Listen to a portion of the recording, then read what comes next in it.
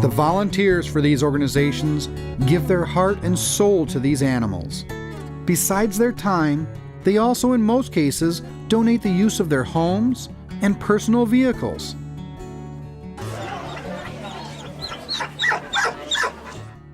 These animals come from many different types of backgrounds, so the fostering needs and care can vary greatly for each animal. We're here picking up Blair, and she was just brought today to the Animal Welfare Society from the puppy mill. So we're going to take her home and make her more of a pet. Bruno was rescued from the Detroit Animal Control. We went down there one of the days that we were going to see some of the animals, and they pulled us in the back and wanted us to take a look at him because he wasn't one of the dogs they were going to keep alive.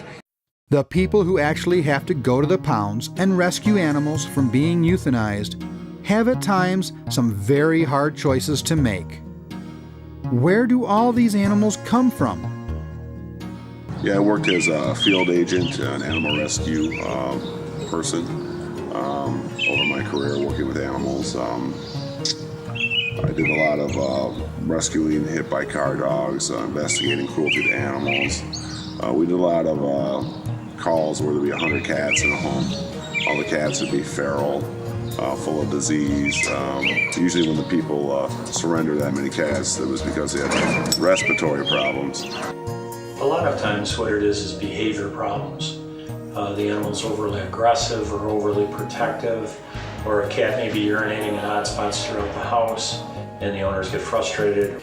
Ultimately, it goes to human irresponsibility. You know, people who adopt a puppy, a little infant puppy, it starts to get older and it starts to demand more attention, need more care. And it's at that point that people decide they're not interested in it.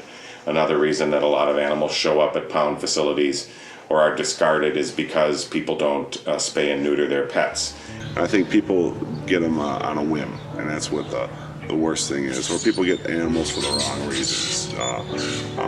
Maybe they think they want a dog that's really tough and bad to protect their house, and then they tie it up in the backyard, and where it's just really kind of sad, to see animals thrown out in the backyard all winter. And what's the point of having a pet if it's not going to be in your house and be a companion? What's it protecting? If it's tied up in the backyard, someone breaks into the front door, that dog's not going to be able to do anything for security. People get animals for the wrong reasons sometimes. How can we prevent some of these lost pets? A lot of people have to get rid of them just because they can't afford the food. There are places out there. We do a lot of our donated food. We help with people that can't afford it. Absolutely, some of it can be prevented. It starts with spay and neuter. It starts with sterilization of family pets.